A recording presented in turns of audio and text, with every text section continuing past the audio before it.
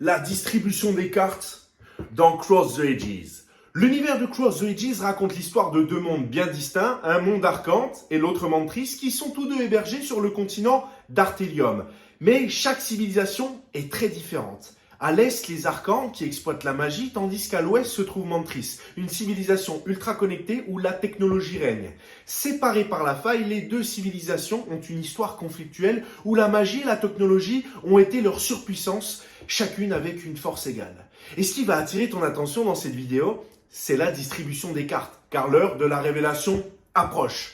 Lors des premières sessions de prévente, il y a déjà plusieurs mois, certains chanceux ont eu la possibilité d'acquérir un pack NFT édition Arcante. Et à l'heure d'aujourd'hui, il y a 3 packs différents qui ne seront plus jamais réédités. Cette vente pre-sale s'est terminée assez rapidement, début 2022, avec 17 500 packs Arcante vendus, ce qui correspond à un volume d'ETH très conséquent.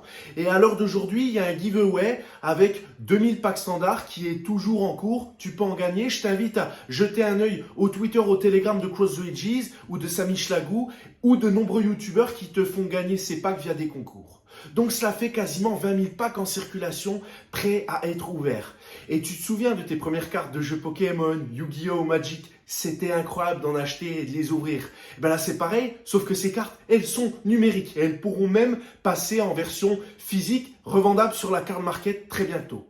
Dans tous les cas, sache que Cross the Ages n'est pas un pay to win. Sans même avoir investi, tu pourras commencer à essayer de gagner des cartes. Et aujourd'hui, je te le dis, la tension est à son comble. Salut, c'est Mehdi de Start University. Aujourd'hui, je vais te faire découvrir tout cet univers de cartes et les ratios que tu peux obtenir dans les boosters ou le shop. Chez University, on est super heureux quand on fait la découverte de projets comme Cross the Ages qui ont justement toutes les cartes en main pour réussir, avec même quelques atouts dans leur manche. Et justement, les cartes, elles s'annoncent magnifiques. Leur design, il est déjà très poussé et j'adore déjà m'imaginer en faire leur collection. Alors, pour la première série édition Arcante, c'est 145 cartes qui vont être décellées des boosters dans les prochains jours. Et prochainement, en fin d'année, l'édition Mantris sortira avec 145 nouvelles cartes, ce qui fera 290 cartes au total qui vont sortir. Parmi chaque collection de 145 cartes, on comptera 52 cartes hors série, 10 cartes qui vont sortir pour les early et 6 cartes cachées. Donc ça fait à peu près de la moitié des cartes plutôt spéciales et le reste en cartes de base. Et ce petit bonus, c'est qu'on en sait peu sur ce sujet, mais il existera 7 cartes uniques dans le jeu pour chaque édition qui pourront être obtenues par différentes voies. Dans la version physique du tome 1 du livre, pour le moment, qui va sortir en fin d'année, dans un pack de cartes aléatoires, en résolvant des puzzles qui ont déjà été résolus et lors des ventes spécifiques IRL ou IG. Maintenant, je vais te présenter les raretés des cartes CTA. Et pour chaque carte, il existe au total 9 types de raretés. La carte commune de couleur grise, c'est la plus fréquente. Il y a la carte non commune de couleur verte, la carte rare de couleur bleue, la carte ultra rare de couleur violette, la carte mythique, on en recherche tous et toutes, de couleur jaune, la carte alternative obtenue avec une fusion spécifique et donc une couleur spécifique et la carte alternative combo obtenue avec une fusion de 2 cartes alternatives. Pour la 9e rareté, en fait, il s'agit d'une édition premium. Ce sont des foils, des éditions shiny, hologramme, brillante comme on pourrait l'appeler. Et pour ces foils, eh bien, ce qui les différencie, c'est uniquement l'aspect visuel, puisque la carte aura un effet doré, un petit peu multicolore. Elles seront plus rares à obtenir, mais n'auront aucun bonus de combat supplémentaire. Elles sont donc une alternative uniquement esthétique et d'animation qui seront très prisées des collectionneurs. Alors, qu'est-ce qui se passe pour le scoring des cartes et la manière d'en obtenir de plus fortes en les faisant évoluer ou muter? Eh bien, je t'en dirai davantage dans la vidéo dédiée aux statistiques et évolutions des cartes. Alors, qu'en est-il des packs spéciaux de prévente que les personnes se sont arrachés? Eh bien, ils donnent droit à l'accès anticipé. Et ça représente une opportunité unique pour les joueurs, obtenant ainsi 4 avantages stratégiques. Avoir des nouvelles cartes exclusives et déjà mint à l'avance sur la blockchain. Aussi, avoir un airdrop de tokens correspondant à la couleur de son pack et dans un même temps, avoir pour son compte un capping de tokens total augmenté. Également apprendre le gameplay, les combos et les cartes et les stratégies en avant-première évidemment. Et puis commencer à analyser la marketplace, acheter, vendre, louer ses cartes NFT. Donc en ouvrant les fameux packs spéciaux de prévente, tu pourras trouver des cartes encore plus rares que prévu. C'est même certain. Et parmi ces packs, tu feras la découverte de jusqu'à plusieurs mythiques et de leaders différents que tu découvriras, des personnages emblématiques du monde des 7 archons Arcantes. Ainsi, tu peux obtenir 20 à 30 cartes NFT selon le pack que tu choisiras d'ouvrir. Et sache qu'il n'y aura pas de pack premium édition Arcane disponible après la sortie du jeu. Donc c'est une occasion en or pour toi de faire la différence. Alors si tu as manqué la chance d'en obtenir en whitelist, sache que ces packs sont toujours disponibles à l'achat sur le marché secondaire via OpenSea ou Rarible par exemple. La grosse différence, c'est qu'il y a eu une hausse du marché de plus 50-75% par rapport à leur prix de mint. Voici maintenant le contenu et détails des cartes que l'on peut obtenir dans les 3 packages premium Arcane. Pour le pack Apprentice de couleur rouge, il y a 20 cartes NFT et une carte mythique garantie. 10 communes, 3 peu communes, 3 rares, une ultra rare, une mythique, plus de cartes folles garanties avec au moins une carte rare. Pour le pack Disciple de couleur vert, il y a 25 cartes NFT et 3 cartes mythiques.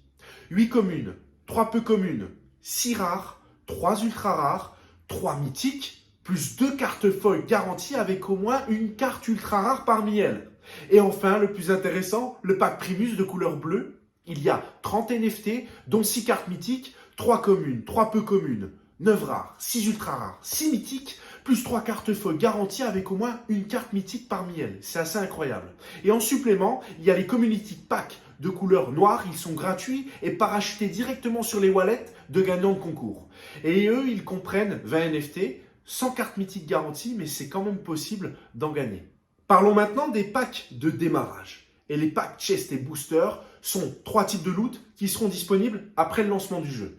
Ils sont obtenables grâce à des rewards de connexion journaliers ou hebdomadaires, ou en jouant des parties en ligne éventuellement, et également achetables en cristaux ou prana directement sur le shop. Il y a donc 4 packs de démarrage différents. Le pack Discovery qui a un coût de 100 cristal contenant 8 cartes. Le pack Experiment qui a un coût de 160 cristal, soit 12 cartes. Le pack Champion qui lui a un coût de 230 cristal, soit 16 cartes. Et le pack Gladiator qui a un coût de 300 cristal avec 20 cartes. Aussi, il y a les boosters. Et voilà les différents boosters existants. Le basique, 1 ou 2 cartes avec 85% de chance d'en avoir un. Le double, 2 ou 3 cartes avec 15% de chance de tomber dessus. Le troisième, le Lucky, 3 ou 4 cartes par booster, un rare, 5% de chance d'en avoir un. Le Magic, 4 ou 5 cartes avec possibilité d'avoir un rare, 1% de chance d'en avoir un. Et enfin le Suprême, 0,3% de chance d'en avoir un. Tu pourras aussi protéger tes cartes avec des dos ou des classeurs personnalisés. Également, acheter pourquoi pas des avatars, des skins et autres objets sympas qu'on peut avoir dans les jeux de collection de cartes. Dorénavant, je vais t'expliquer l'espace du shop de la boutique de coffres à la sortie du jeu de Cross the Ages. Il y aura donc 7 coffres différents disponibles à l'achat, des chests 1, 2, 4, 6, 12, 24 et 48 packs d'un coup. En fait, ils sont tous au même prix. Ce qui change, c'est le prix total, tu l'auras compris, de la contenance du chest. Lors d'un achat, tu vas donc mettre le nombre de cartes totaux pour choisir de les ouvrir ou alors de les laisser sceller pour les revendre sur la marketplace. Et chaque pack, eh bien, c'est 10 cartes. 6 communes, 2 peu communes, une minima commune, une minima rare qui peuvent être mythiques également. Et acheter une série de packs, ça a son importance pour toi parce que tu as des ratios bonus. Je t'explique, il y a une foil disponible tous les 10 packs, une carte mythique tous les 24 packs et une carte mythique foil tous les 240 packs. Ce qui veut dire que quand tu achètes une série de packs, eh ben, tu t'assures que personne ne vienne interrompre ta série. Ce qui est certain, c'est que tu peux loot une mythique foil par exemple. Je reviens sur ça par rapport aussi au pack communautaire dont je t'ai parlé de couleur noire. C'est pareil. Si tu as beaucoup de packs, par chance, tu peux loot de belles choses. Néanmoins, les chances d'acquérir une carte mythique, elles sont plutôt faibles dans ces packages. C'est pour ça qu'il vaut mieux en avoir beaucoup. Et donc, mieux vaut avoir les packs premium pour le moment. Et dans Cross the Ages, il y a aussi des récompenses quotidiennes. Il y a les missions quotidiennes avec des golds à gagner la plupart du temps en terminant toutes les missions qui s'offrent à toi pour être éligible à un coffre de cartes. On peut y gagner des cartes jusqu'à la rareté rare, sauf pour le cas des missions événements où la rareté est supérieure. Il y a aussi les missions hebdomadaires qui se réalisent en gagnant des duels, capturant des cartes, en ouvrant des boosters, etc. Et chaque jour, tu peux gagner un coffre. Et chaque fois que tu complètes une mission, tu augmentes le niveau de pouvoir de ce coffre que tu vas réclamer à la fin de la semaine. Il y a donc une échéance à la fin de chaque jour ou de chaque semaine. Et le coffre en question, s'il n'est pas recevable, réclamé, il est reset. Il y a aussi la mégabox quotidienne, elle est récurrente. Ça signifie que toutes les 24 heures, en tant que joueur, tu peux réclamer une mégabox et il y a une mégabox hebdomadaire.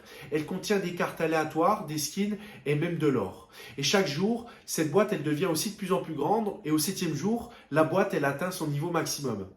Il y a également les chests que tu peux unlock lors des victoires de jeu. Ils peuvent être placés en fait dans un espace de slot de 3, 6, 12 heures d'attente avant de les ouvrir. Et si tu n'as plus de place, tu n'as plus de place. Tu peux plus les mettre. Il y a aussi les missions générales ou réalisables une seule fois et qui sont liées à ton compte. C'est des hauts faits, c'est des récompenses spéciales.